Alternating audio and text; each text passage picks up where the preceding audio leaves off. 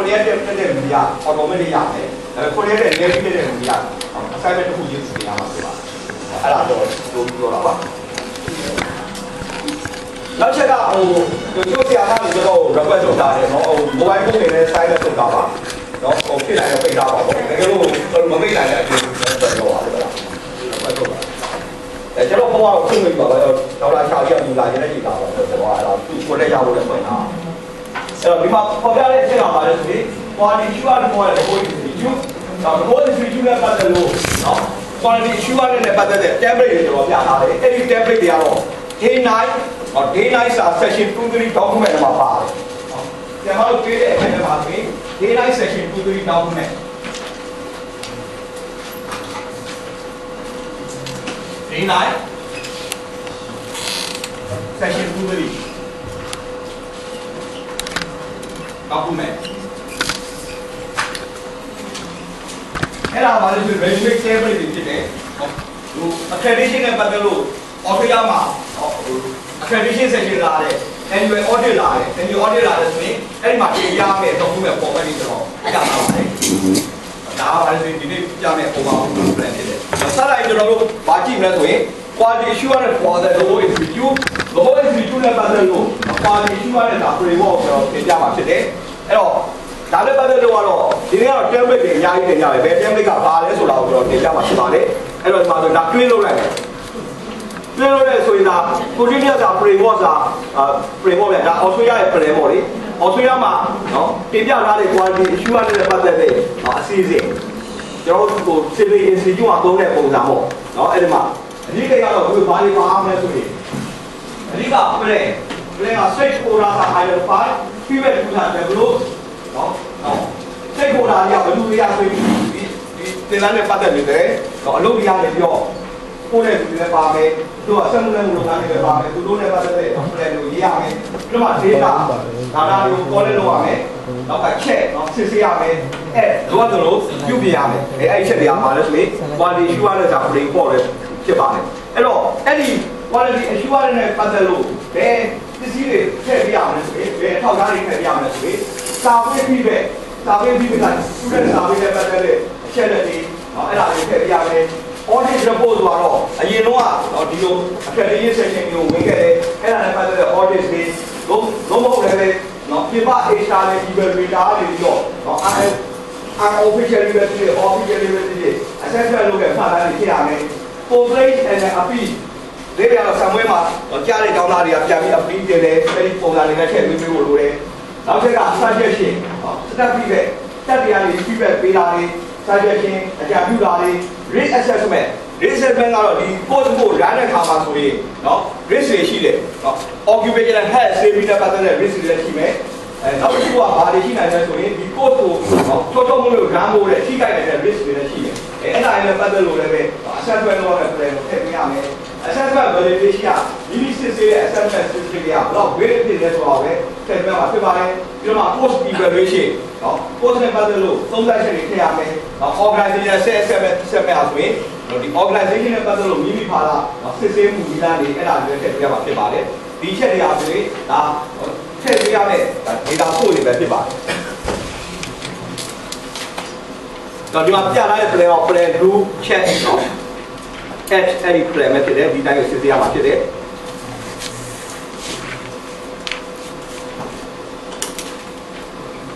တော့ဒီချက်ကကျွန်တော်ပြောပြီးပြီအဲနောက်တစ်ခုက complete evaluation plan ဒီ course ကိုမှသုံးရတဲ့အစီအစဉ်အဲ့ဒီသုံးရတဲ့အစီအစဉ် template ကိုအခုဒီမှာတင်ပြမှာဖြစ်ပါတယ်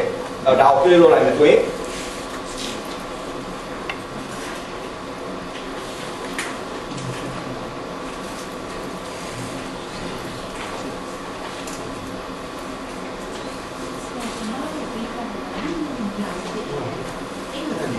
ဟုတ်တယ်အဲ့ဒါတော့လက်ဆုံးရ email နဲ့ဟိုချိန်ကိုဘာလို့တချို့ဟာဟိုလေးလုပ်ပို့ပါတယ်လေးလုပ်တဲ့ဟာကိုတော့ချက်ပူထားပြီဒီမှာပါတယ် assessment verification plan ကတော့အောင်ဆိုရမ်းဆိုတော့အဲ့မှာဒါ assessment verification plan ဟောဒီပကားလေးတစ်ခုလုံးနဲ့ပတ်သက်တဲ့ assessment verification plan မှာဘာလဲ study name ကိုယ့် department တော့ department name ဖြစ်တယ် qualification name and number ဟော ကိုပေးတဲ့ qualification နဲ့ code number လေး section နဲ့ပတ်သက်တဲ့ number လေး code number လေးပြရမယ်အဲ့ဒီမှာဆိုတော့ unit တွေကိုပေးရမယ် unit ဖြစ်တဲ့အခါမှာဆိုရင်ဟောဘယ်လို validation လုပ်ရမယ်လိုအပ်တယ်ဘယ်လိုတာဝန်ရှိတယ်ဘယ်လိုဟော validation လုပ်တာပြီးတယ်အဲ့ဒီပြောရမယ်ပြီးတယ်ဆိုရင်တိတ်လို့အဲ့မှာဟောအဲ့မှာစစ်တဲ့ဆရာဒီတော့လက်မှာကိုပြောမှာ location document အဲ့document ဘာရှိတယ် validation ကတော့ somewhere မင်းကိုပြန်ပြီးတော့စစ်ဆေးတာလည်းပါတယ် section ရဲ့ operation plan ကိုပြန်ပြီးတော့သုံးသပ်တာလည်းပါတယ် section ရဲ့ code ကိုပြန်ပြီးတော့သုံးသပ်တာလည်းပါတယ်အဲ့ဒီချက်တွေအကုန်လုံးကဘယ်ချက်တွေအားဆိုရင်ဘယ် unit တို့က validate လုပ်တယ်လုပ်တဲ့အခါမှာဆိုရင်ဘယ်သူကတာဝန်ရှိတယ်အဲ့မှာတာဝန်ရှိတဲ့ lecturer associate professor ဟောဘယ်နည်းအဲ့ validation ပြီးတယ်ပြီးလို့ဒီမှာအာရဘလက်မှတ်ကိုပုံပြီးဒီလက်မှတ်ကဒီနောက်ကမှဘာရှိတယ်ဆိုတာကိုအထောက်အထားပြရမယ်ဒါဆိုရင်ဒါ validation plan ဖြစ်တယ်အဲ့ပါအဲ့ validation plan ကိုမှနောက်ဆုံးတာဝန်ရှိတဲ့အထုတ်တာဝန်ရှိတဲ့လူအနေနဲ့ဆိုရင်အဲ့ validation ကိုနောက်ဆုံးကအောက်ပါလက်မှတ်ထိုးပြီးတော့သိကမှရမယ်ဒါဆို validation plan ဖြစ်တယ်ဒီ validation plan ကို accreditation လာတဲ့အခါမှာလည်းသူ့ကိုတင်ပြဖို့လိုတယ်အဲ့ဒီထောက်ထားဆိုတာဩစတြေးလျကျွန်တော်တင်ပြလာဟိုမှာရှိတဲ့အကြောင်းတွေကအဲ့ဒီပုံစံတိုင်းလုပ်တယ်အဲ့ဒီပုံစံကျွန်တော်တင်ပြလာဖြစ်ပါတယ်နောက်တစ်ခုတော့documentation develop and use to support the evaluation process checklist evaluation of the basic finding အဲ့တော့ evaluation process ကိုမှsupport လုပ်ဖို့အတွက်လိုအပ်တဲ့အထောက်အထားတွေအဲ့ဒါတွေတင်ပြတာဖြစ်ပါတယ်ဒီအောင်ပြလို့လည်းဆိုရင်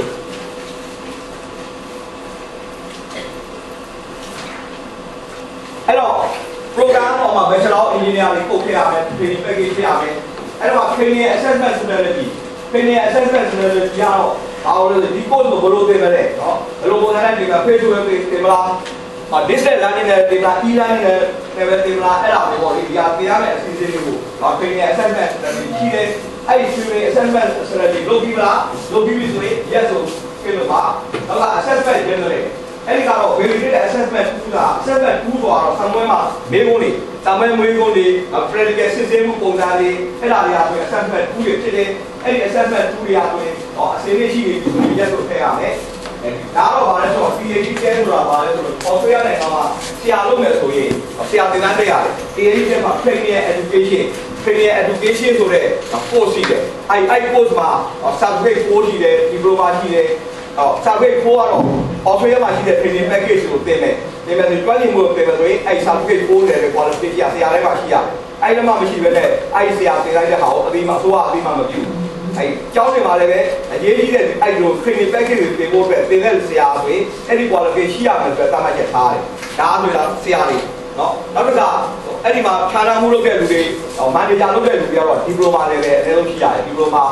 training assessment အဲ့ဒါရှိရတယ်ပြီးတော့မှ graduate diploma တော့ဒါ higher level professional တွေဆို graduate diploma bachelor degree နောက်တော့ master degree အဲ့ဒါရှိဖို့လိုပါတယ်အဲ့တော့ကျွန်တော်လည်းအခုက introduce လုပ်လာတာဆရာမတို့အစီအစဉ်ပါဆိုရင် engineering education ကိုပိုးလေပဲကျွန်တော်စပြီးလုပ်တယ်ဒါပါစင်က diploma vocational education training အဲ့တော့ group assignment တွေပြီး ED1 နဲ့1ကိုတင်ပြလိုက်တယ်ဆိုရင်အဲ့ဒါပြီးမှဖြစ်ပါတယ်နောက်တစ်ခါနော်နောက်တစ်ဆင့်ကတော့အခုကျွန်တော်မနေ့ကကျွန်တော်ပြောတဲ့ CD411 CD411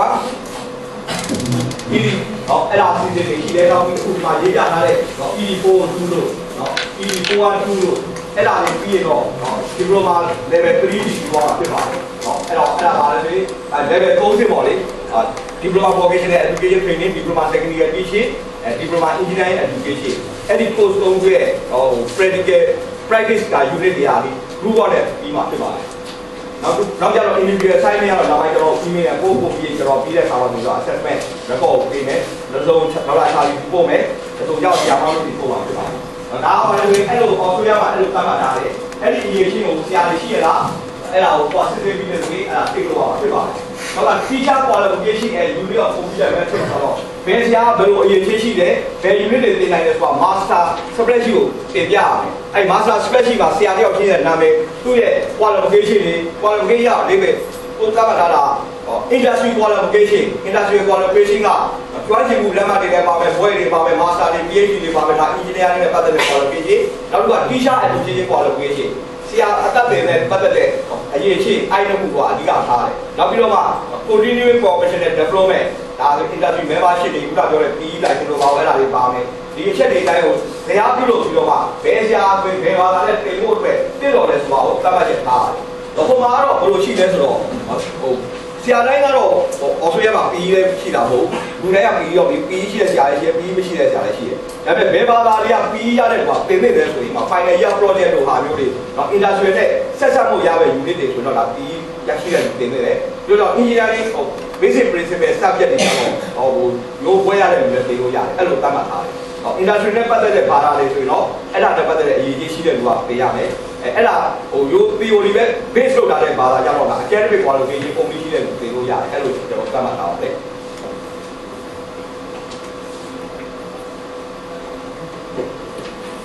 နောက်တစ်ခုကကျွန်တော်ပြောမယ်ဆိုရင်နောက်တစ်ခုက industry consultation summary နောက်ကိုရီးယားလည်းကျွန်တော်ပုံမှန်ပေးခဲ့တယ်။ industry နဲ့ပတ်သက်လို့ဘယ်လူတွေနဲ့နော်ဒီစက်ရုံလုံးတွေကဘယ်လူတွေနဲ့ဆွေးနွေးတိုင်းဆိုရင်အဲ့ဒီချက်တွေကိုထည့်ပေးရမယ်။နောက်ပြီးတော့အဲ့ဒါနဲ့ပတ်သက်လို့ပေါ်ပြရမယ်။နောက်ပြီးတော့ additional registration application နော် application နဲ့ပတ်သက်တဲ့အချက်လက်တွေ qualification တွေလုပ်ရမယ်။နောက် pre-enrollment information ပေါ် post တယ်လို့ပြောပုံပြီးတယ်။ကျောင်းသားတွေ enrollment မဝင်ခင်ပါဆိုရင်ဒါအရေးကြီးတယ်လို့အပ်တယ်အဲ့ဒီအထောက်ထားကိုလည်းလုပ်ထားဖို့လည်းရှိရင်သိလို့ပါဖြစ်ပါတယ်။ Foundation ပေါ် accredited course owner နဲ့တွေ့ provide တဲ့အဲ့တော့ပြောကြတော့ course ကိုပြန်ပြီးတော့ဟိုဘယ်လိုလုပ်လဲဆိုရင်ပြန်ပြီးစက်ကထိုင်ပေးတာရှိတယ်။ဒီတက်ကတော်ကဒီ course ကိုနားတယ်ဒါပေမဲ့ဒီဘက်တက်ကအသေးစိတ်ကားတော့ကိုကတခြား quality ကိုစက်ကထိုင်ပေးတယ်။အဲ့လိုစက်ကထိုင်ပေးတယ်ဆိုရင်လည်းဘာလို့accredited ရထားတဲ့ course ပိုင်ရှင်ကနေပြီးတော့ခွင့်ပြုချက်တွေတော့တရားဝင်ခွင့်ပြုချက်ပါမယ်အဲ့ဒါရှိတယ်။နောက်တစ်ခါ delivery နဲ့ assessing analysis ကို option ဒါတော့ Australia မှာတခြား state တွေ overseas တွေမှာသင်တာတွေရှိတယ်အဲ့လိုသင်တာဆိုရင်လည်းသင်လိုအပ်တဲ့အထောက်အထားတွေကိုပြုပြင်ပြရမှာရှိပါတယ်တင်ပြပါဖြစ်ပါတယ်အဲ့ဒါကြောင့်မို့အဲ့ဒီချက်တွေမှာပါတယ်အဓိကပါတယ်ဆိုရင် training assessment strategy ဒါက industry consultation record နောက် teacher qualification နောက် validated assessment training ဒါတွေအားဖြင့်အရေးကြီးတဲ့အချက်တွေပါတယ်ဒီချက်တွေအကုန်လုံးကိုသိလို့ထားဖို့လိုတယ်ပြီးတော့မှဒီဌာနကလည်းမှထိုးထားပါလဲဆိုရင် assessment နဲ့ပတ်သက်တဲ့ evaluation နဲ့ check ဖြစ်တယ်အဓိကကြတဲ့အချက်က၄ချက်ပဲရှိတယ် training assessment strategy ရဲ့ industry consultation summary report ရဲ့ teacher qualification ရဲ့နောက်က validated assessment ကsamuelမေးခွန်းတွေကိုပြန်ပြီးတော့ validate လုပ်ထားတာလေအဲ့ဒီချက်တွေကပါလဲဆိုဒီ accreditation section တွေနော်ဒါပါ audit section တွေမှာတင်ပြမယ်အဓိကအချက်တွေဖြစ်ပါတယ်ဒါချက်တွေဖြစ်ပါတယ်နောက်က communication strategy ကတော့ဒါဟိုမြန်မာအင်ဂျင်နီယာကောင်စီကနေပြီးပြောထားတဲ့ workshop ကနေကျွန်တော်မြင်ရပြီးပြလာတာဖြစ်ပါတယ်ဒါ organic education မှာဆိုရင်သူတို့ဆိုလိုလာတာ peer review based accreditation peer review နောက်ကဒါမှလည်းဟိုဟာ site country education management ဘိုးမဲ့ accountability ဒီချက်တွေပါလဲဆိုရင်ဒီ software တွေပတ်သက်တဲ့အရေးကြီးတဲ့ချက်တွေဖြစ်တယ် quality assurance တွေပတ်သက်တဲ့အချက်တွေဖြစ်တယ်ဒီချက်တော့ဒါကချာလီလည်းဒီလိုက်ကိုပြောခဲ့ပြီးပါပြီကျွန်တော်လာလေးပဲပြောမယ်နောက်တစ်ခုကတော့ risk analysis နဲ့ပတ်သက်တဲ့အချက်တွေတင်ပြ risk analysis ဆိုတဲ့အချက်ကတော့ဘာအောင်လဲဆိုရင်နော် document က risk ဖြစ်တယ် risk ဖြစ်တယ်ဆိုရင်ဒီလေရနော်ဒီ course ကိုလာဖို့တဲ့အခက်အခဲတွေရှိတယ်နော်ဒီ course တွေလာဖို့တဲ့အခက်အခဲတွေရှိမယ်နောက်က qualification နဲ့ပတ်သက်တဲ့အခက်အခဲတွေရှိမယ်နောက် occupation နဲ့ health safety နဲ့ပတ်သက်တဲ့အခက်အခဲတွေရှိမယ်အဲ့လိုရှိခဲ့တယ်ဆိုရင်နော်ဘယ်လိုရှိခဲ့လဲဆိုတာကိုဘာလာတစ်ချက်တရားချင်းစီ risk analysis လုပ်ရမယ်အဲ့ဒီလုပ်ရတဲ့ format ကဒီမှာပြထားတာဖြစ်ပါတယ်ဒါ risk analysis က format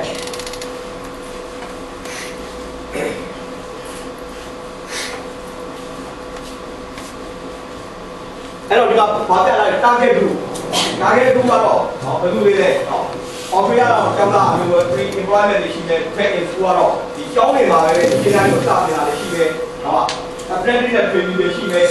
international student တွေလက်ခံတာရှိမယ် existing worker တွေရှိမယ်အဲ့ဒီချက်တွေတက်ပါတယ်လို့ဒါပါပဲဆိုရင်ဒါ target group target group ကိုထားပြီးတော့ waiting ကတော့ဘာလို့ credit ပေါ့ credit point ပေါ့Australia ကတော့ waiting ထားတဲ့တော့ဆရာမလို့နေအောင် credit point ပေါ့ credit point တော့ဒီ credit hour တော့ရှိတယ်ပြီးတော့မှဘာသာတစ်ခုချင်းစီဘာသာတစ်ခုချင်းစီကိုမှဒီပဲလုပ်လိုက်ရဲ့အဲ့လိုပဲ risk ကိုကြည့်မယ် risk ကြည့်တဲ့အခါမှာဆိုတော့1ဆိုရင်က low ဖြစ်တယ်2က medium 3ကတော့medium နဲ့4ကတော့ medium high 5ကတော့ high အဲ့လို level 5ခုရှိတယ်ဒီ code ကိုရတဲ့အခါမှာ risk ဘယ်လောက်ရှိနိုင်တယ်လဲ ဥပမာအဖြစ်ရေနံတူးတဲ့ course လို့ဆိုတာကိုရေနံတူးတဲ့ draining နဲ့ပတ်သက်တဲ့အချက်ကတော့ high risk ပဲ။ဘာကြောင့်လဲဆိုတော့ draining က explosion တွေပါရှိနိုင်တယ်။ဒါ high risk ကိုခေါ်တယ်။ electric installation power installation က high risk ပဲเนาะအဲ့တော့ safety ကိုပါအဓိကเนาะထိခိုက်နေတဲ့ course က high risk ကိုခေါ်တယ်။အဲ့တော့ risk assessment ကို1 2 3 4 5လို့သတ်မှတ်ရမယ်။သတ်မှတ်ပြီးတော့မှ risk များတဲ့ course ဆိုရင် safety ကိုဘယ်လိုစီစဉ်လဲဆိုတဲ့အချက်ကိုပွားနေပြီးတော့ plan ကို risk control plan ကိုရေးသားတင်ပြအောင်လုပ်တယ်။အဲ့တော့ဘယ်လိုတင်ပြမလဲဆိုရင်တင်တဲ့ကျောင်းသားတွေကျောင်းသားဝင်တဲ့ကျောင်းသားတွေရဲ့က group တွေရှိမယ်ပြီးတော့မှဘာသာတွေရှိမယ်အဲ့ဘာသာတွေကဘာသာသူကြီးကိုထုတ်ပါပြဘာသာတွေအားလုံးက risk rating ပြရမယ် risk rating က1ရှိလား2ရှိလား3ရှိလားအဲ့လိုပြရမှာဖြစ်ပါတယ်အဲနောက်တစ်ခုကတော့ကိုကပြောလာပါလေဆိုရင် delivery နဲ့ပတ်သက်တဲ့အချက်လက်တွေ delivery ကဘယ်လိုပြင်မလဲဒီလက်ခါမှာဆိုရင်တော့ low activity ကတော့ပါလဲဆိုရင် low activity ကတိတ်ပြီးတော့ကျောင်းသားအကြောင်းပြဖို့မလို့เนาะ e-learning နဲ့သင်သားတွေရမယ်เนาะကိုတက်တဲ့ဒါ low delivery media activity ကအသေးသေးတင်တာတွေ high activity ကတော့ဆရာကနေပြီးတော့ continuous supervision လုပ်နေရမယ်ဥပမာဖြင့် machining post လို့ပါလို့ machine ဆိုရင် late machine နားနေဆိုရင်ဆရာအနာကြည့်နေရတယ်ဘာကြောင့်လဲ late machine အချိန်မရွေးကြောက်တာထိခိုက်တယ်ဒီလို high risk ဖြစ်တဲ့ post ဆရာဆိုရင်ဆရာ block activity ကိုပေးနိုင်တယ်နော် low activity လား media activity လား high activity လားအဲ့ဒါမျိုးကိုပြီးတော့မှလည်းဘာသာခုရေးစီကို risk assessment လုပ်ပြရမှာဖြစ်ပါတယ်ပြီးတော့မှဟိုပါလနာရှိကိုတခြားအားလားအာဒီဝါတခြားကောင်းတဲ့ပေါင်းတော့ပို့တာဖြစ်မယ် auto delivery international delivery ရှိတယ်ပေါ်မှာချိန်တော့ Australia မှာအစိုးရဖမ်းတဲ့လုပ်တဲ့ course တွေရှိတယ်နောက်ကိုယ့်ကိုပတ်သက်တဲ့ run တဲ့ course တွေရှိတယ်အဲ့ဒီလို run နဲ့အစိုးရဖမ်းဖြစ်တဲ့ course ရှိတယ်နောက်ကကျောင်းရတဲ့ဝင်ငွေရဖို့ကိုယ့်ကိုအစီအစဉ်နဲ့ commercial rate နဲ့ run တာရှိတယ်အဲ့ဒါအဲ့ delivery တို့လေဟုတ်လား national delivery ကတော့အစိုးရအချမ်းသာတဲ့ စီစဉ်နေတာတွေဟုတ်နောက်ကAustralia delivery ကတော့ဒါအော်စတြေးလျစပယ်ချင်းအထူးကြီးအလုပ်သမားတွေကိုစနစ်ကျဟိုရွေးချယ်ပြီးတော့တင်တဲ့အစီအစဉ်မျိုးတွေဟောသူအလုပ်သားတွေလေ့ကျင့်တဲ့ delivery မျိုးတွေရှိတယ်ဒါအဲ့ delivery ကိုမူပြီးတော့မှဒီအစီအစဉ်ပေးရမှာဖြစ်ပါတယ် rate assessment လုပ်ရမယ်အဲ့တော့ work based delivery အလုပ်သမားတွေရမှုရှိတယ်ဟို specialist customer assessment ဟို integrated delivery ပေးအားလားယူနေတခြားယူနေတဲ့ integrated delivery ရှိတယ်နောက်ကnew delivery location arrangement တခြားပဲမြန်မာပြင်မလဲဒါလည်းပတ်သက်လို့ risk assessment ကိုပြုလုပ်ပေးဖို့လိုအပ်ပါတယ်ဒါဆိုအဲ့နမူနာကိုကျွန်တော်တင်ပြရင်းဖြစ်ပါတယ်ဒါရတော့ page 9က section 2 3အဲ့မှာအဲ့ document တွေမှာဒီအရာတွေပါဖြစ်ပါတယ် day 9 section 2 3မှာပါတယ်ပြီးတော့မှ evaluation နဲ့ပတ်သက် procedure တွေကို record လုပ်အောင်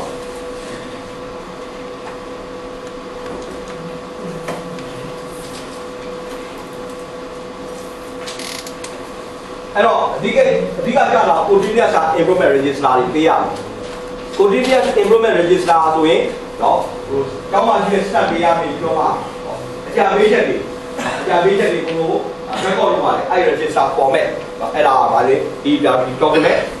အဲ့တော့ဘာပြောလာလို့ date ရှိတယ်နော်ဘယ်နေ့မှသင်တယ်နော်ဟာ improvement request အဲ့မှာဘာကိုကိုယ်ဖြစ်နေနိုင်လဲ request စာဘယ်လိုတောင်းဆိုတယ် response ပြုတယ်ဒီကနေကြောက်လုပ်ပေးဖို့တာဝန်ရှိတဲ့ဒူးတွေဘယ်နေ့မှလုပ်နေသေးတယ်နောက်က improvement strategy ဘယ်လိုတိုးပြောင်းပြုလုပ်မလဲဒီအချက်တွေကဒါ record လုပ်ထားတယ်ပြီးတော့မှ project က ongoing ဖြစ်နေတာ complete ဖြစ်နေတာနော် subject ဖြစ်နေတာအဲ့ဒါမျိုးတွေအခုကလည်းဒီလုပ်ဖို့မလိုသေးတယ်နောက် procedure တွေဒါပဲ progress နဲ့ပတ်သက်တော့ဒါတွေအကုန်လုံးကိုဒါ continuous improvement register ပြုရမယ်ပြီးတော့မှဒီကျောင်းမှာတာဝန်ရှိဆုံးလူကနေပြီးတော့လက်မှတ်ထိုးပြီးတော့မှတင်ပြမှာဖြစ်ပါတယ်ဒါကဘာလဲဆိုတော့ဒီမှာတင်ပြတဲ့ acting supervisor name တွေနောက်အဲ့ဒါတွေကနေတင်ပြမယ်တင်ပြပြီးတော့မှအဲ့ဟို institute မှာတာဝန်ရှိဆုံးလူကနေပြီးတော့ဒါ upload လုပ်ရမယ်နော် record လုပ်ရမယ်အချက်ဖြစ်ပါတယ်ဒါကြောင့်မလို့ how and what organization and information and documentation မှာ gather access survey feedback တွေကိုတောင်းလာပြောင်းပြီးပေးရမယ် audit continuous improvement framework နဲ့တော့ရမယ် company နဲ့ free နဲ့ပတ်သက်တဲ့ procedure တွေရှိရမယ် set တွေရဲ့ feedback တွေ set တွေရဲ့ suggestion တွေ risk assessment ခုနကျွန်တော်ပြောခဲ့တဲ့ risk assessment တွေဒါက assessment document တွေပါမယ် post evaluation document နောက်ပြီး organization နဲ့ self assessment organization self assessment မှာ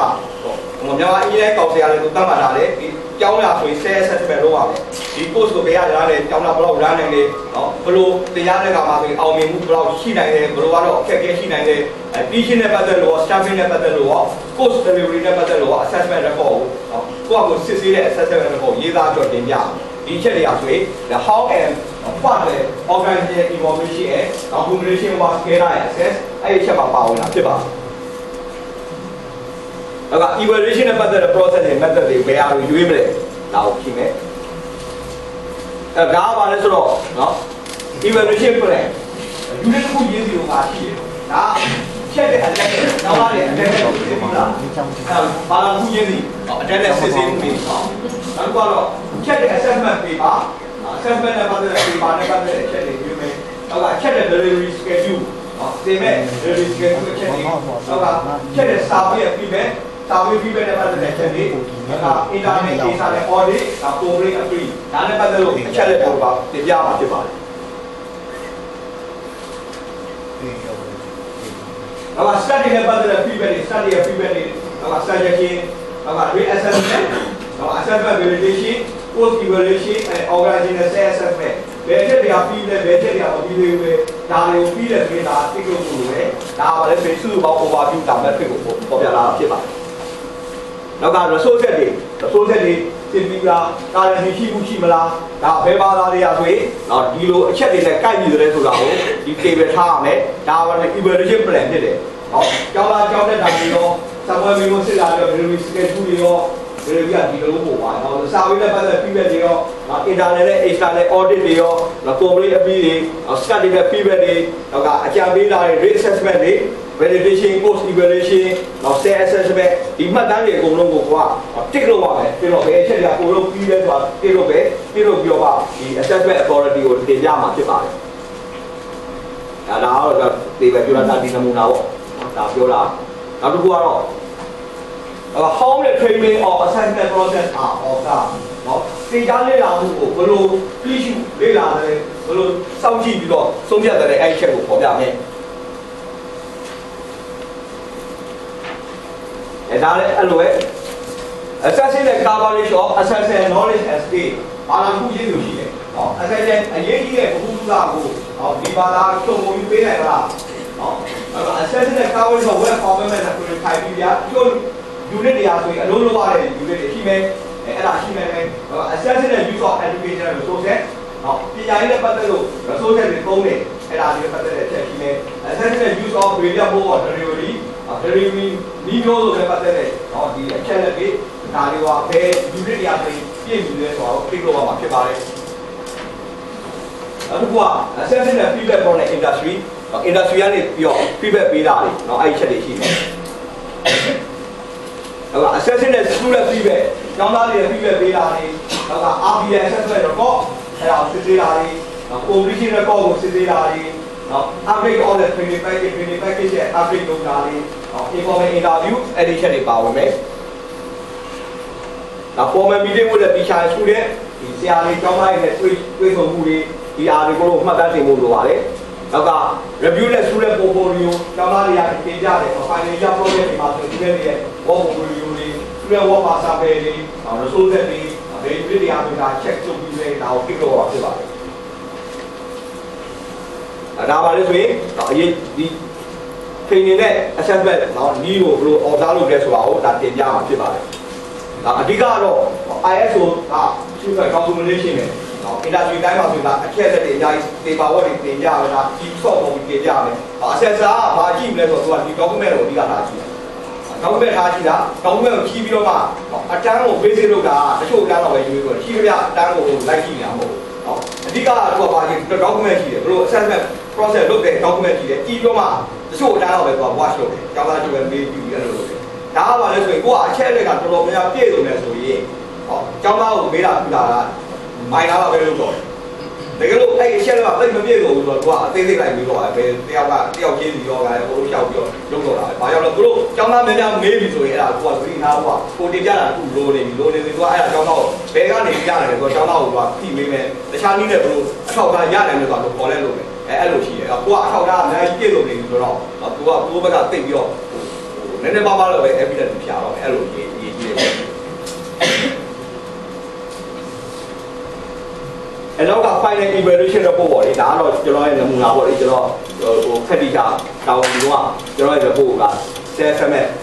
နဲ့ပတ်သက်တဲ့အချက်တွေ quality management system နဲ့ပတ်သက်လို့ဟော assessment ကကျွန်တော်ကတော့ဒီဌာနပေါ့ဟိုဌာနကို assess လုပ်ရတယ် internal audit အရင်လုပ်ရတယ်ဒီဌာန electrical marketing ကို audit marketing က electrical audit အဲ့လိုပြန်လုပ်ပြီးတော့မှ internal audit လာ internal audit မှာဘာတွေလိုအပ်တယ်ရှိတယ်ဒါတွေပြီးတော့မှကျွန်တော် internal audit လာ internal ကတော့ကျွန်တော်လုပ်လို့မရအောင်ပြန်လာကျွန်တော်အချင်းချင်းလုပ်ခဲ့တဲ့ report ပါကျွန်တော်လုပ်ခဲ့တဲ့ report ကပြတာဒါပါလို့ quality management system နဲ့ပတ်သက်လို့ institute quality management system policy တော့ကိုက်ရလားနောက်က institute တွေဘာတွေ provide လုပ်ထားတယ်အဲ့ဒါကိုကိုက်ကြည့်ရလားနောက်က documentation တွေခုနပြောတဲ့အတိုင်းအချက်တွေနော် survey feedback တို့ audit တို့ corporate appeal တို့ staff feedback တို့ဘယ်အချက်တွေကနော်တင်ကြခဲ့တယ်ဒါတွေရဲ့အခြေအနေဘယ်လိုရှိတယ်အဲ့ဒါကို assessing နဲ့ document ပါမယ်ပြီးတော့မှ assessing resource and equipment resource and equipment ကိုစစ်တယ်နော်အဲ့ဒါနဲ့ပတ်သက်တဲ့ resource and equipment တွေရတယ် post နဲ့ပတ်သက်တဲ့ channel တွေ software တွေ program တွေ final project report တွေစစ်တယ်ပြီးမှ completion လုပ်တယ်ဒါပါလဲဆိုရင်ဒါ assessment evaluation စာ report format ဒါကျွန်တော်တခါဟို edit ခက်ဒီတာလို့တော့တခြားခါလောက်ကျွန်တော်သိခဲ့တဲ့ပုံစံအဲ့ဒါကိုကျွန်တော်ပေါ်ပြထားတာဖြစ်ပါတယ်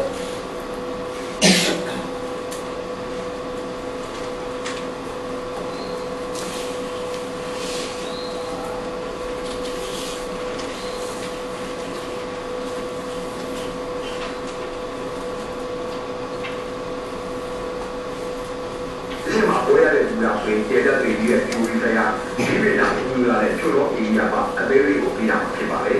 根据我这个就是那个，we had a pro and a con here, you really get the knowledge, with the test in the wow, as it applies for the area, the Friday. ဒါတော့ဘာလဲဆိုရင်တော့ Australia နိုင်ငံဟိုပါလေဟို engineer ပွဲရတဲ့လူတွေရာဆိုဘလို့ဘလူကရှိရမယ်အဲ့ဒီချက်ကိုဖော်ပြထားတာတော့အဲ့တော့ဟို assessment လုပ်တဲ့အခါ evaluation လုပ်တဲ့အခါမှာလည်းဒီ post ကဒီလိုအချက်လက်ကိုပေးနိုင်တာမပေးနိုင်ဘူးလားဆိုတာကိုအဓိကထားပြီးစစ်ဆေးတာဖြစ်ပါတယ်同样的，你那个高管领导力的对考务的这种也算也是样的，你的讲都比较容易对朝鲜我对一块，这些现在国内有国家的讲都这样的，那么我们呢也可以对，譬如对国家的样的那样的，客户样的，招的样的，就为这个来呢，大家比如的专业有个专家比如，招了多少比如了，对吧？所以呢，是这是呢，我们看到未来的路上，那对 definition communication skills, consider and apply the methods and methodologies to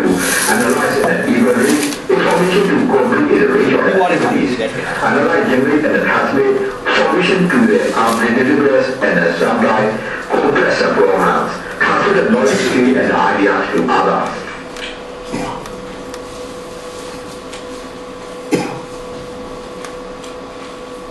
专业服务的有办法都那样的，并且过来咱们在里头的一路西样的，出去服务员的讲讲给过来都嘛的。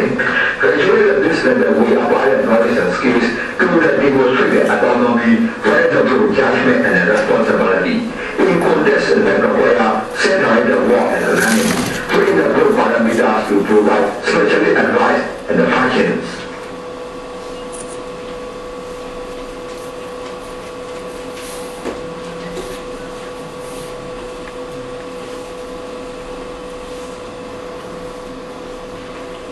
这个对我们主要是我们是的嘛的，专业不是的到了澳大利亚是过去干嘛的？engineer ID 这些嘛，所以可能搞的有人呢，就是对呀，是一般的是那个生产啊，流动在不一样的，第二种呢，有些这个呢，一般啦，你的这个确实是那些样的，是的，是一般的有重要有局部的，把我们生产路嘛的。The assessment traits are given at the US grading criteria to determine the Australian community with the training system. Test examination project assignments are utilized in the assessment tasks. The assessment tasks are designed to assess the candidate's capability to take the responsibility for the engineering business ID project and the progress in the Bushfire region sense. This includes the reliable functioning of the raw materials, component and subsystem and the technology used. Their integration to form the complete sustainable and self-processing system and all interaction between the technical system and the process will include its functions.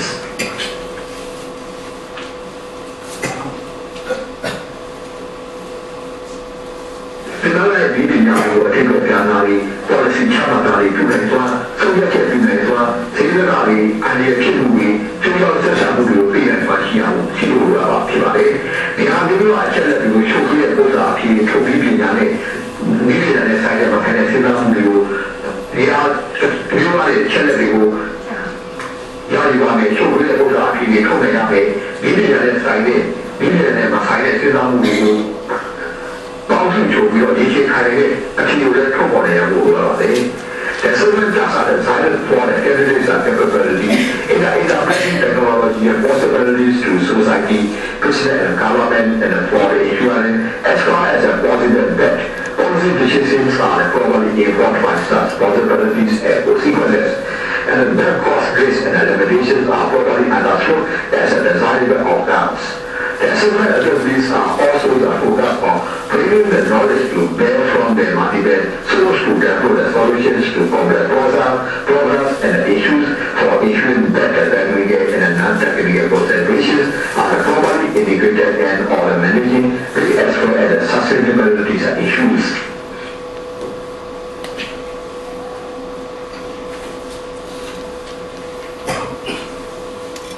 ရှင်းထုတ်တဲ့မှုတွေရှင်းအောင်မှုတွေအလုံးချမှုတွေတို့တဲ့ဒီလိုမျိုးအပြောင်းအလဲပြုမှုတွေကိုပြုမှုရတာဖြစ်ပါတယ်။ Professional engineer ဆိုရင်တော့သူ့ရဲ့သူဒီပညာအသေးတွေရဲ့အခြေခံပြုရမယ်။အခြေခံသဘောတရားအသေးတွေကိုလည်းဒီပညာစီးပွားရေးရဲ့ဘက်မှာထုတ်ဖော်နေလို့ပါလေ။ The student advancement of the technologies and the program of new technologies and the application gives a practice through the innovation creativity and the change.Professional engineers may contact the results concerned with the advanced technology and business practice and with the development new principles and technologies to improve technologies and business practice at the same time.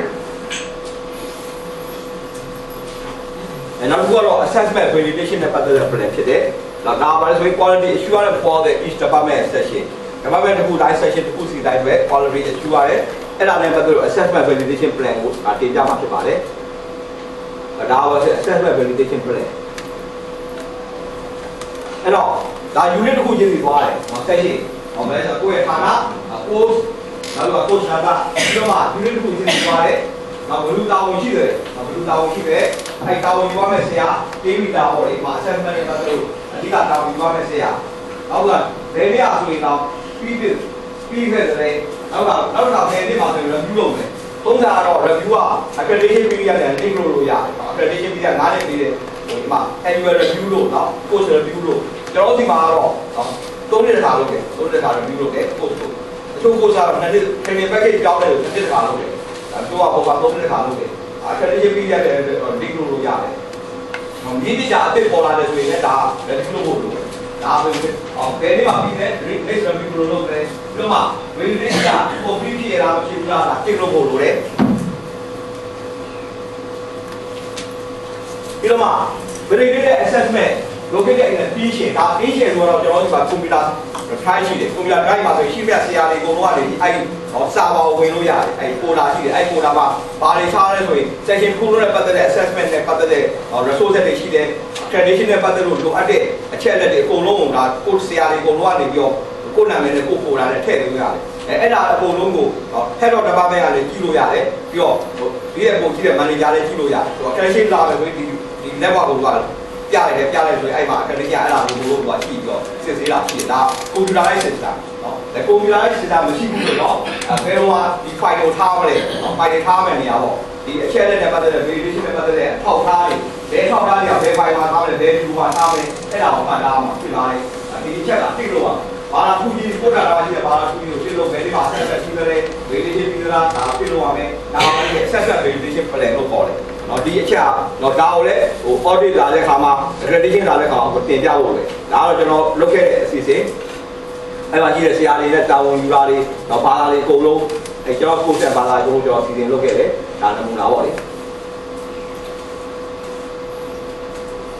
အခုတော့ကျွန်တော်တင်ပြခဲ့ပြီ assessment ကားပါရှိ assessment ပြီးတဲ့ရှိကျောင်းသားတွေစာမေးပွဲစစ်တဲ့ခါမှာဆို assessment ကားပါရှိကိုပေးရမယ်ဒီစာမေးပွဲမေးမှုရဲ့ကားပါရှိပုံစံပေါ့အဲ့ဒါကိုပေါ်ပြထားတယ်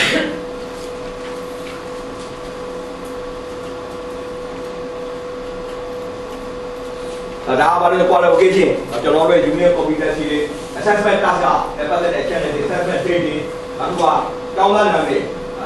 ဟောဒါ assessment ကာပါရှိရကျွန်တော်ကတယောက်ချင်းစီလုပ်တာကြာပါလို့ကြတော့အတန်းလိုက်လုပ်တယ်ဆိုရင်အတန်းတစ်ခုရဲ့နာမည်ပေါ့နော်ဘယ် class နာမည်ဘယ်လောက်နော်အဲ့လိုပဲဒီကလုပ်တယ်သူရဲ့ရတော့တော့သူရဲ့ ID ကကြာလို့ကြတော့သူရဲ့ ID ဘယ်ကနေ root number ဘယ်လောက်လဲတော့အဲ့လိုမှလုပ်တယ်ပေါ့ဒီလိုတိုင်းစုချုပ်ပြီးလုပ်လို့ရတယ်ကျွန်တော်တယောက်ချင်းစီလုပ်ပါတယောက်ချင်းလိုအဲ့လိုကလည်းတော်တော်ကတော့အချိန်ကြီးပဲ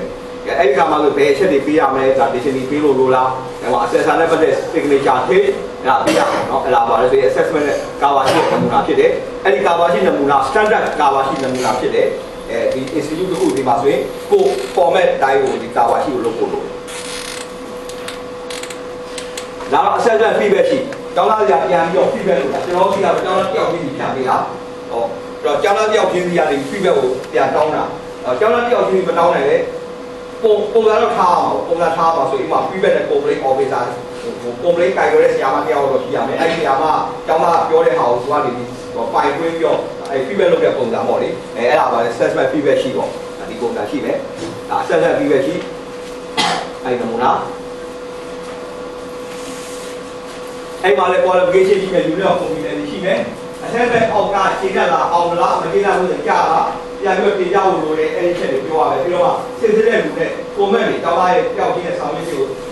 ကိုစစ်စစ်တဲ့ comment တွေထားမယ်ထားပြီးတော့ assessor နဲ့ပတ်သက်ပြီး formulation တွေထားမယ် assessor နေထားမယ်ပြီးတော့ကျောင်းသားကိုလက်မှတ်ထိုးခံရတယ်ကျောင်းသားကျင်းသားတော့မကျင်းသားတော့ပါဘူးဒီချက်ကတော့ပုံမှန်အားဖြင့်ကတော့ဒီစာပွဲစနစ်တွေမှာတော့ဒီတယောက်ချင်းစီအဲ့လိုတော့လုပ်ဖို့တော့မလိုဘူးဒါပေမဲ့တချို့အချက်တွေကျတော့ကျောင်းသားကိုပြန်ပြီး assess လုပ်ရတာမျိုးတွေရှိရင်ရှိကျောင်းသား appeal တဲ့အခါမှာသူ့ကိုပြန်ပြီး special test တွေနဲ့ပြန်လုပ်ခိုင်းမယ်ဒါဆိုရင်တော့ကြာသုံးလို့လိုတယ်ပုံမှန်ကတော့ဆရာမတို့ကတော့ကျောင်းသားဘောကိုတရားရာတဲ့ရှိတော့တယောက်ချင်းစီလို့တော့တော့ပြီးတော့အဲ့ဒါထူတယ်လေတော့အကုန်လုံးဖြစ်သွားမယ်တော့အကုန်လုံးမလို့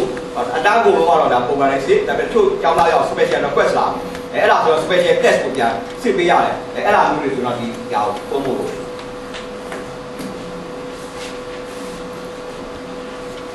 ဒါက assessment method နော်ကိုယ့်ရဲ့ assessment method နဲ့ပတ်သက်တဲ့ template အဲ့ဒါမျိုးလာပြမယ်အဲ့တော့ assessment mapping က element တွေ element ခုနပြောလို့လေနော် competency နဲ့ပတ်သက် element နော် element 1 2 3 4အဲ့ဒါ professional engineer competency တွေ engineering technology ရဲ့ competency တွေ engineering associate ရဲ့ competency တွေဟောကျွန်တော်ဒါကစစရင်တော့ကျွန်တော်ပြခဲ့တဲ့ job competency တွေ engineer ဘာလုပ်လဲ technician ဘာလုပ်လဲအဲ့ဒါနဲ့ပတ်သက် job competency တွေအဲ့ဒါတွေရှိတယ်အဲ့တော့အဲ့ဒီ competency နဲ့ပတ်သက်တဲ့ element တွေကိုနဲ့နောက်က performance criteria တွေဘာတွေလုပ်ဖို့လိုလဲပြီးတော့ assessment ကြီးတဲ့1 2 3 4 test 1 test 2 test 3အဲ့ဒါအရာမသိလို့ရမယ် test 1မှာဘာစစ်လဲ test 2မှာဘာစစ်မလဲဘယ်အခါကဥပမာအဖြစ်ဒါဘာလို့ဦးကြီးဒီဘာသာလို့ပေါ့ဥပမာအဖြစ် structure engineer တွေ structure engineer တွေဆိုရင်ဥပမာဘာတွေလုပ်မယ် structure နော်ဘယ်နေမို့မဲ့ share နဲ့ post ဆွဲတာတွေ stress ဆွဲတာတွေနော်ဒါ elongation ဆွဲတာတွေအဲ့ဒါမျိုးတွေပေါ့လေဒါ topic ကိုဒီကရေးပြီးတော့မှ assessment ယူရ test 1မှာစစ်တာ test 2မှာစစ်တာ assignment 1မှာလား assignment 2မှာလားပြီးတော့ဘာတွေလိုအပ်တယ်ပြီးတော့ဘာတွေဘယ်လို knowledge တွေလိုအပ်တယ်အောင်ပြီးပါမယ်ဒါကဘာလဲဆိုဆရာတယောက်ချင်းစီကလုပ်ရမယ်ဆရာတော်ကသူ့ဘာလားမှာသူဘာတွေလိုတယ်ဘယ်ဟာတွေ set လုပ်ရမယ် test ဘယ်လိုခုလုပ်မယ် assignment ဘယ်လိုခုလုပ်မယ်လို့တယောက်ချင်းစီလို့သူ့ကို sort ပေါ်ပြီးလုပ်ပြီးမှထားလာမှုကိုတင်ပြထားလာမှုကဒါတွေကို combine လုပ်ထားအောင်ဖြစ်ပါတယ်ဒါ assessment mapping template ပုံစံမျိုးနောက်က critical aspect of evidence ကိုဘာအရေးကြီးလဲဥပမာနဲ့နော်ဒီလိုတွက်တဲ့ခါမှာဆိုရင်ဘယ်အချက်ကအရေးကြီးလို့ပေါ်ပြီးတာဖြစ်တယ်နော်ဥပမာဟိုပါဒီဘယ်လိုခေါ်မလဲ ultimate threat နော် ultimate threat complete ရဲ့ ultimate threat ကဘယ်လောက်ရှိသလဲဒါဒီလိုချက်လို့ဆိုတော့ safe ဟို safety factor ဆိုရင်ဘယ်လိုလုပ်မျိုးတဲ့ safety factor ဘယ်လောက်ယူခဲ့တယ်ဒါကဘာလို့ critical aspect အဲ့လို critical aspect ကိုလည်းဟိုအရေးကြီးတဲ့ aspect ပေါ့လေအလေးကြီးတဲ့ပျက်စီးပြိုကျမှုမဖြစ်အောင် margin နဲ့လိုအပ်တဲ့အချက်လက်တွေအဲ့ဒါကိုလာ critical aspect အဲ့ဒါလည်းကွာမှတ်သားပြီးတော့မှဘယ်လိုနည်းနဲ့စစ်ဆေးလဲဆိုတာကိုလည်းသတ်မှတ်ပေါ်ပြမှာဖြစ်ပါတယ်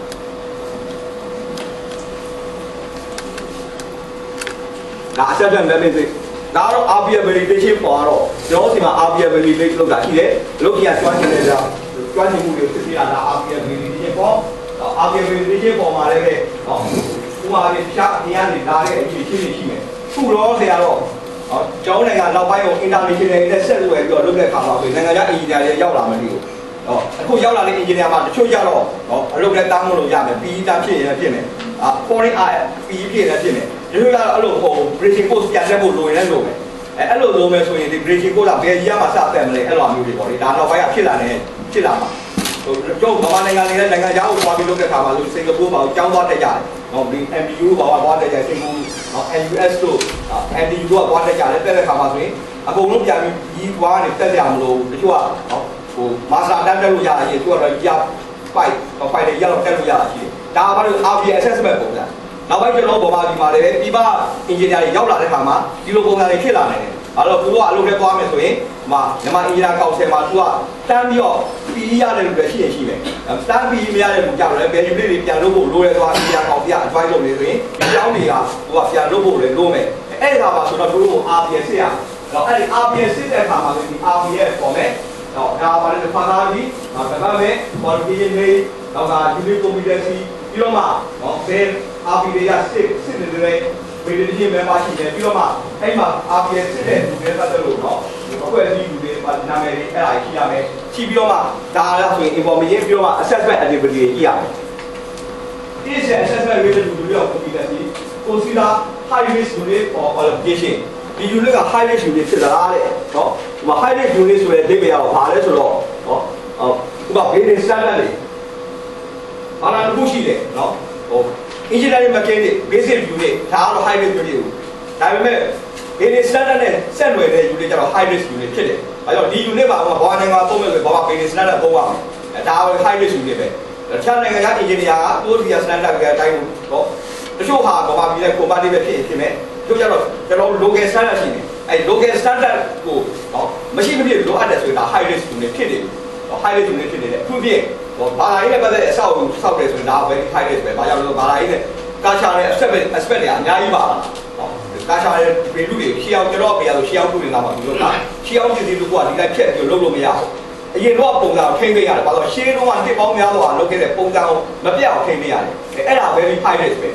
ခေတ်ပေါ်ဒီပညာနဲ့ဒါမဖြစ်ပါဘူးလို့လုပ်လို့မရဘူးဒါအဲ့လိုဖြစ်ခဲ့တဲ့ဆိုရင်ဒီ unit တွေက high risk unit ဖြစ်တယ်ပုံပြင်တဲ့ဘာသာတွေကဆိုရင် high risk unit မှာနော်အကျုံးဝင်တာဘဝင်တာအဲ့ချက်ကနော်သတ်မှတ်မယ်နော် health and industry being concept the financial assessment အဲ့တော့ show ကတော့ industry နဲ့ consultation လို့တယ်နော်အဲ့တော့ industry နဲ့ consultation လုပ်တဲ့ဒီလားဒါကိုလည်းသတ်မှတ်ရမယ်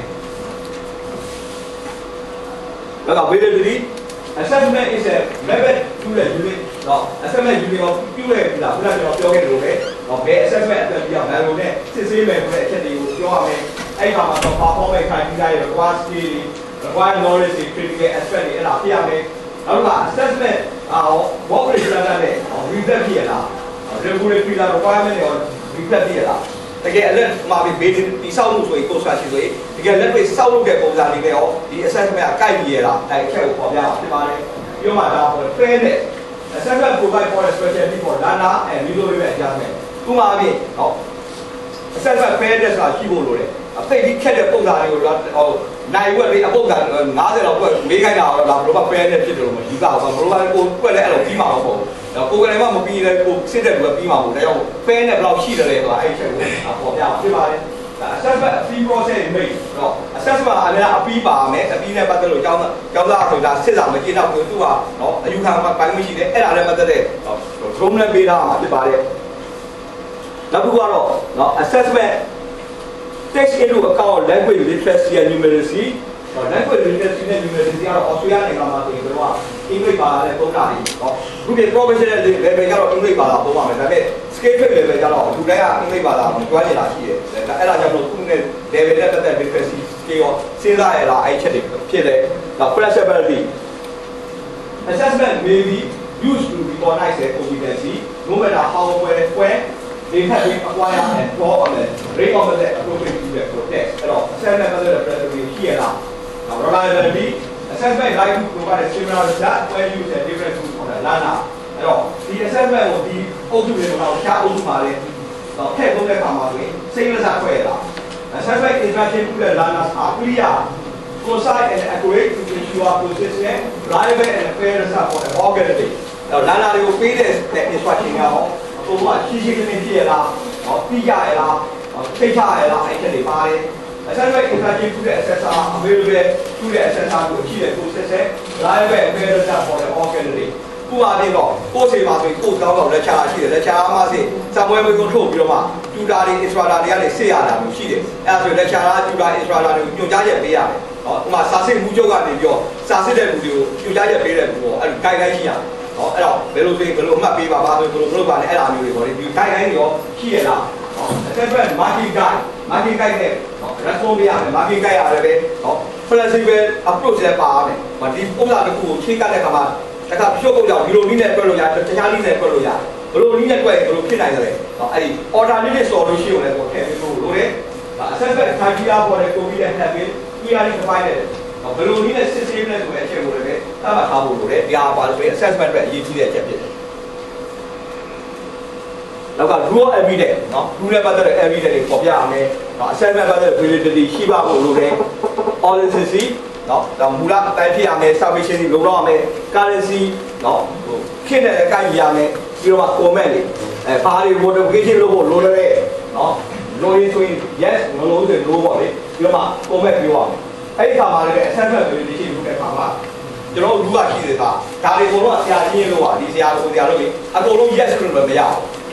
ဒါတော့မကြတော့ yes ဆိုတော့လည်း no လို့တာလို့ပါ no ဆိုရင် comment ပေးရအဲ့ဒါအရေးကြီးတဲ့ချက်ပဲအကုန်လုံးတော့တယောက်ကတချို့အဲ့ဒါစိတ်ဆိုးမလို့ဒီဟာက no လို့ပါတော့စိတ်ဆိုးမလို့သူကအဲ့လိုအကုန်လုံး yes ဖြစ်နေတယ်ဆိုရင်စစ်တဲ့လူကမယုံတော့အကုန်လုံး 100% ကောင်းတယ်လူကဘယ်သူမှမရှိဘူးလူလည်းအကုန်လုံးလိုမှာပဲအဲ့တော့လိုရင်ဘယ်လိုပြုတ်အောင်လဲဒါသူကလိုချင်တာဘာလိုလဲလိုရင်ဘယ်လိုလုပ်မလဲဒါကိုအဲ့တော့တချို့က yes ဆိုတချို့က no လို့တချို့ကတော့လေလိုအပ်မှုကိုရှိအဲ့ဒါကို reasonable ဖြစ်အောင်ယူတဲ့ပုံဖြတ်ထားဖို့ဒါပါလေ assessment validation နဲ့ပတ်သက်တဲ့အချက်တွေ။နောက်အဲ့မှာ validation ဘယ်နှခုရှိမလဲဘာချင်းတွေ review date တွေအဲ့ဒါထည့်ရမှာဖြစ်ပါတယ်။နောက်က assessment mapping ခုနကကျွန်တော်ပြောခဲ့ပြီအဲ့မှာဆိုရင် assessment mapping မှာဆို performance criteria တွေရှိတယ်။နော်။ဥပမာ unit တစ်ခုချင်းစီတဲ့ training package ကျွန်တော်ပေးရတယ်။နော် original ပတ်သက်တဲ့ training package ဒီမှာဆိုရင်ဒါအချက်တွေပါတယ်။ဘာတွေ performance criteria တွေရှိတယ်။ပြီးတော့မှ T1 T2 ကတော့ test 1 test 2 assignment 1 assignment 2 practical observation ဘယ်လိုစစ်ဆေးမလဲဆိုတာဒီတရားပါပေါ့ဗျာ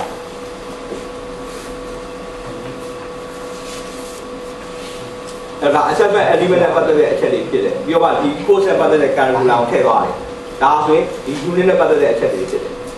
နော် critical aspect of evidence နော် evidence critical aspect ပြီးတော့မှနော်ဒီ date တွေထည့်တာ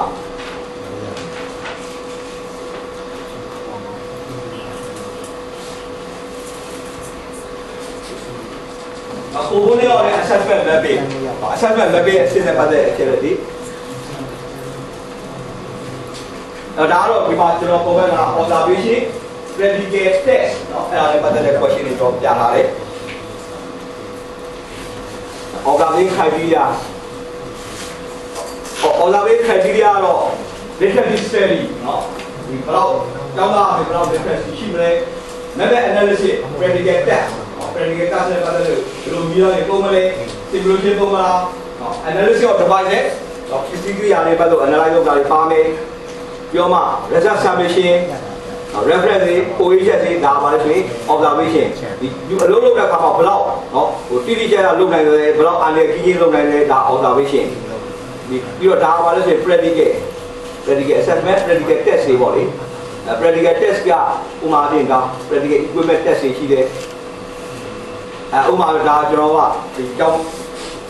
သားတွေက test လုပ်တယ်ဘယ်ပစ္စည်းကဘာရှိလဲအောင် map လုပ်ရပါဘောလေဘယ်ပစ္စည်းက equipment identification ကိုဘယ်အနာကောင်းပြီပဲရှိတယ်ဘယ်ဆိုတော့နော် insulator ရှိတယ်ဒါတွေကိုသူကပြန်ပြီးတော့ပစ္စည်းနဲ့နော်ကိရိယာနဲ့ခွဲရမယ်ဒါပါလေ observation ဒီပစ္စည်းနဲ့ပတ်သက်လို့လားအခြေခံစစ်တာနောက်က equipment interpretation equipment လို့လား interpretation တက်ရှိတယ်နောက်က online practical practice နောက်ကျွန်တော် practical practice လုပ်တဲ့ပုံမှာကျွန်တော်က online နဲ့စစ်ဆေးတဲ့ပုံစံရှိတယ်နောက်ကဒီ MCQ practice ကလည်းအဲ့လိုပဲ multiple choice question တွေ multiple choice question တွေကိုစစ်ဆေးတဲ့လောက်တာဒီအားတွေ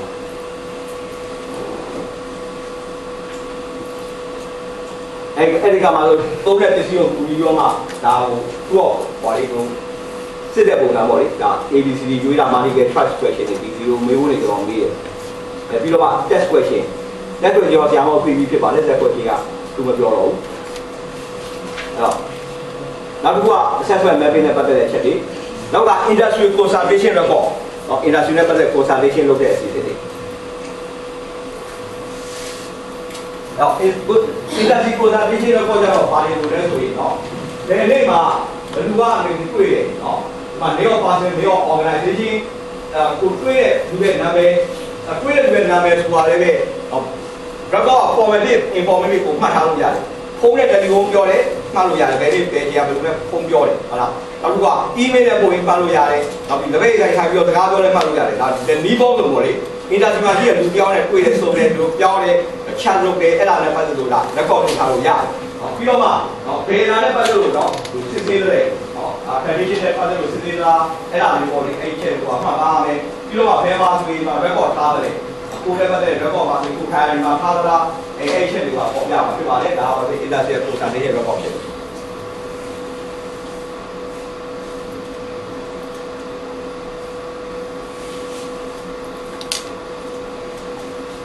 အဲ့တော့ဒါအခုကျွန်တော်ပြောပြတာ engineering community နဲ့ပတ်သက် straight one community နဲ့ပတ်သက်တဲ့အချက်တွေဖြစ်တယ်ဒီမှာပေါ်ပြလာတဲ့အချက်ကဆိုရင်တော့ဘာသာတရားရည်စုံဒီလည်းဒီလုံးအောင်တော့ community engineer နဲ့ပတ်သက်တဲ့ community engineering technology ရဲ့ community engineering associate ဒါ engineering လည်းပဲသူနဲ့ပတ်သက်လို့အချက်လက်တွေနော်ဒါဒီဘာသာသူကြီးဒီသူနဲ့ပတ်သက်တဲ့ overview requirement ဒီ requirement ဆိုတာလည်း ECOG ဘုံကိုအခြေခံထားတယ်နော်engineer professional engineer ဆို bachelor ECOG ဒါက engineer လေးစာ associate ဆိုရင်တော့ဒါပေမဲ့ ECOG engineering technology က Sydney ECOG အဲ့မှာပေါ်ပြတဲ့ဒီ criteria တွေအဲ့ဒီ ECOG ဘုံကနေလိုအပ်တဲ့အချက်တွေဖြစ်တယ်အဲ့တော့အဲ့ ECOG ဘုံမှာလိုအပ်တဲ့အချက်တွေကိုကဘယ်အချက်လက်ကပုံပင်နဲ့ဘယ်ဘာသာတွေနဲ့အကျုံးဝင်လဲဆိုတော့ map တွေလုပ်ပြရဒါဒီ map တွေကအရေးကြီးတယ်အဲ့တော့ map တွေမှာဆိုရင်အဲ့မှာ ECOG ဘုံမှာပါတဲ့ criteria ရှိတယ်ဒီမှာEA 1.1 1.2 2 3 4အဲ့လိုရှိတယ်အဲ့ဒါတွေပါတဲ့ဟာတွေကိုဘယ်ဘက်ပေါ်လာပြီးတော့ညာဘက်ပေါ်လာဆိုရင်ကိုယ့် view ထဲမှာရှိတဲ့ဘာသာတွေအကုန်လုံးအဲ့ဘာသာတွေအကုန်လုံးကိုထားရမယ်ထားပြီးမှဘယ်ကာလာပါတဲ့ map ဖြစ်တယ်ဆိုတာကိုလုပ်ပြရအောင်ဒါဥပမာလေးကျွန်တော်ကဒီဘာသာကျွန်တော်ပြောတဲ့ဘာသာလေးကျွန်တော်တော့ technician ဘာသာနဲ့ပတ်သက်လို့လုပ်ထားတာဘယ်ဘာသာ knowledge of mathematics ပါတယ်ဘယ်ဘာသာတော့ physics science တွေပါတယ်ဘယ်ဘာတော့ engineering science ပါတယ်ဘယ်ဘာတော့ property of material ကိုအကျုံးဝင်တယ်အဲ့ဒီအချက်တွေကို map ပြုလုပ်ပြရအဲ့ map ပြုလုပ်တဲ့အချက်ကကိုယ်တင်တဲ့ဘာသာကိုမူပြီးတော့ PE ဆိုရင် Washington Accord နဲ့ကိုင်လုပ်ပါမယ် BTEC ဆိုရင် Sydney Accord နဲ့ကိုင်လုပ်ပါမယ် AGI ဆိုရင် Dublin Accord နဲ့ကိုင်လုပ်ပါမယ်နောက်ကကိုရီးယားဒေါက်တာချာလီပြောခဲ့လို့ပေါ့လေဗါလေ related discipline နော်ဥပမာလေ Bachelor of Science Computer ဒါ engineer ဟုတ်ဒါပေမဲ့ related discipline ဒါမျိုးတော့ so Accord လို့ခေါ်တယ်နော်အဲ့ဒါနဲ့ပတ်သက်တဲ့အချက်တွေလုပ်ပြီးဖို့ဆိုတယ်ဒါကတော့ကျွန်တော်နမူနာပြထားတာအဲ့တော့အဲ့လိုလုပ်တဲ့ Accord ပုံစံပေါ့လေဒါ map ပဲဖြစ်တယ်နောက်တစ်ခုက individual teacher currency checklist ဒါလည်းအရေးကြီးတယ်အခုပြင်ဒါကတော့ဌာနမှုတွေကင်ထားအောင်ဆရာတွေကောင်းတဲ့အရေးချင်းတွေအကုန်လုံးကဌာနမှုကနေပြီးတော့ record လုပ်ထားဖို့လိုတယ်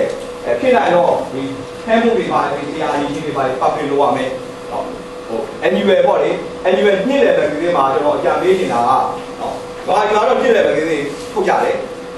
နိုင်ငံခြားမှာဆိုရင်ဒီကျောင်းထုရဲ့ဟောလေ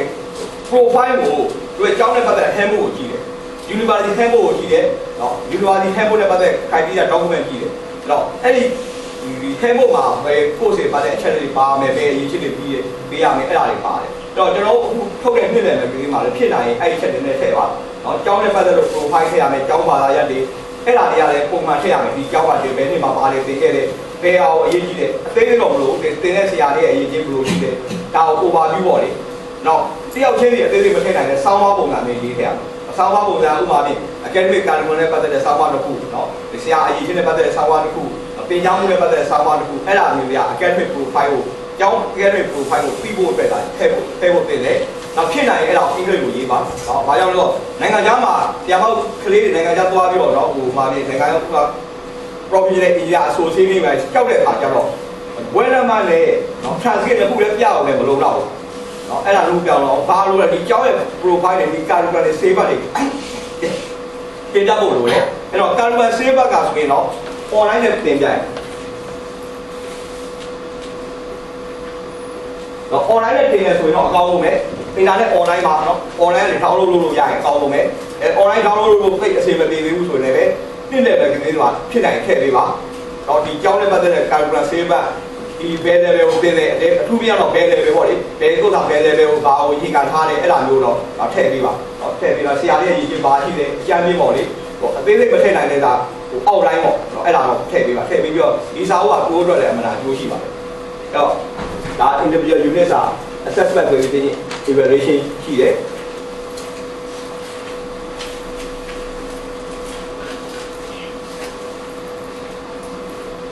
အဲ့တော့ဒါကဘာလဲဆိုရင် individual unit evaluation เนาะ individual unit evaluation ဆိုတာဘာလဲဆိုတော့ဘာသာခုချင်းစီကိုလိုက်ပြီးတော့မှ assess လုပ်ရတဲ့ပုံစံလေးဥပမာလေး occupational health and safety ဆိုရင်เนาะပထမ during the introduction of each lesson lesson တိုင်းမှာ how will you inform of the topic of the lesson မျိုးဘယ်တော့ကောင်းကောင်းဒီ topic ကိုအပြည့်ပေးတယ် how will you inform of the purpose of the lesson ဒီ lesson ရဲ့ဒီဘက်ချက်ကိုဘယ်တော့ကောင်းကောင်းအပြည့်ပေးတယ်how will you inform of it နားနေအောက်ကနဲ့ပတ်သက်တော့ဘာဖြစ်မယ်ဆိုတော့ဒီပေးတယ် how good what's the ratio of previous lesson ကိုပြန်ပြီး revise လုပ်တော့ကောင်းပေးတယ်ပြီးတော့မှအဲ့ဒီမှာဆိုရင်ရှင်းပြတဲ့အချက်လေး topic ကိုရှင်းပြတဲ့အချက်လေး problem solving ကိုသုံးတဲ့အချက်လေးနောက်တစ်ခုကလည်းအဲ့ A-level ရောပြသလားနောက်ကစာအုပ်စနစ်ရစီစီတော့ပြုသလားအရေးကြီးတဲ့အချက်တွေရောနော်စံမလိုက်လုပ်ပေးသလားဆက်ဆံမှုရောပေးသလား graph ကိုသုံးသလားနောက်ကဆရာမျိုးမေးဖို့မေးသလား class feedback ကိုအားပေးသလားဘယ်အချက်တွေဒီပြရတယ်ကိုသင်ကြားဖို့ပဲထောက်ဖို့ပေးတယ်ဒီချက်တွေကိုတော့ rate ပေးရမယ်1 2 3 4 5ပေးရမယ်ပြီးတော့မှသင်ကြားနေတဲ့အချိန်မှာလည်းပတ်သက်တဲ့အချက်လက်တွေနောက်ကသင်ကြားတဲ့ဆရာနဲ့ပတ်သက် presentation strategy တွေပြီးတော့ student comment တွေဒါကိုပြရတာပါလေ student feedback ရှိပြရမယ်student feedback ကြီးကတော့ random လည်းပေးလို့ရတယ်ဟိုဟာလေတချို့ပါလာတချို့ချင်းတွေကြောက်တော့ပေးခိုင်းဟို random ပေးလို့ရတယ်အခုဝါစီမဆိုင်ဆရာတွေက feedback ကြီးတစ်ခုလောက်တော့လုပ်နေတယ်เนาะအဲ့ဒါတွေပေါ့လေဒါအဲ့ feedback ကြီးလည်းကောက်တယ်ကိုကမှတ်သားဖို့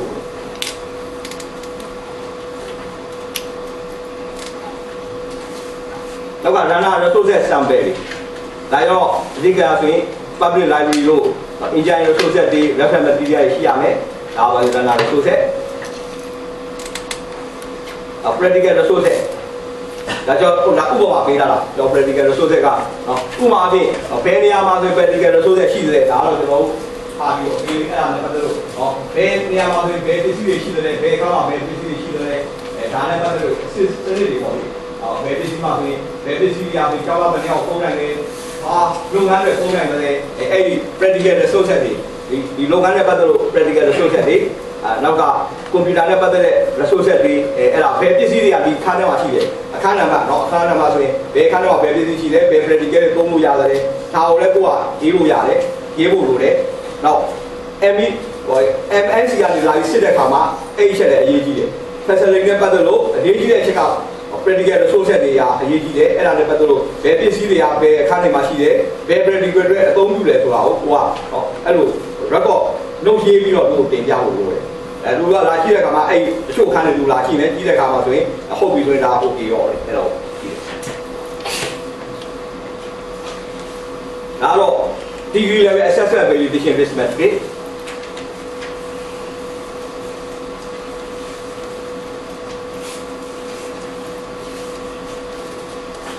အခုလည်းကျွန်တော်ပြောခဲ့လို့ပဲဒါကတော့ software အတိုင်းပါပဲ degree level နဲ့ပတ်သက်လို့เนาะအဲ့ assessment validation 1 2 3 4 အဲ့ level ပေးရမယ်အဲ့ချက်ရှိတယ် quality assurance report quality assurance report ဆိုတာဘယ်လိုစစ်ဆေးမလဲဆိုရင်အဓိကရတော့ teacher scale က currency check လေးဟောသူတို့ဒါဆိုရင်တော့ accreditation ဖို့အတွက်အရေးကြီးတဲ့ချက်ကဆရာနဲ့ပတ်သက်လို့အရေးကြီးတဲ့ currency check တွေရှိဖို့လိုတယ်အဲ့တော့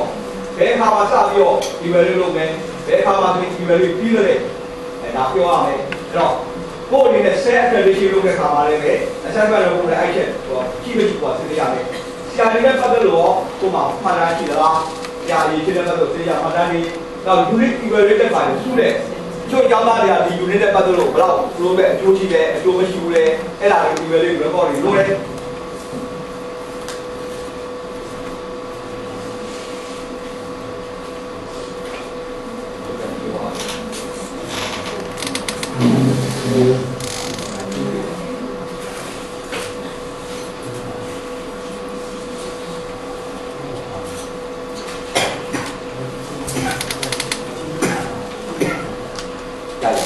研究表啊，左右。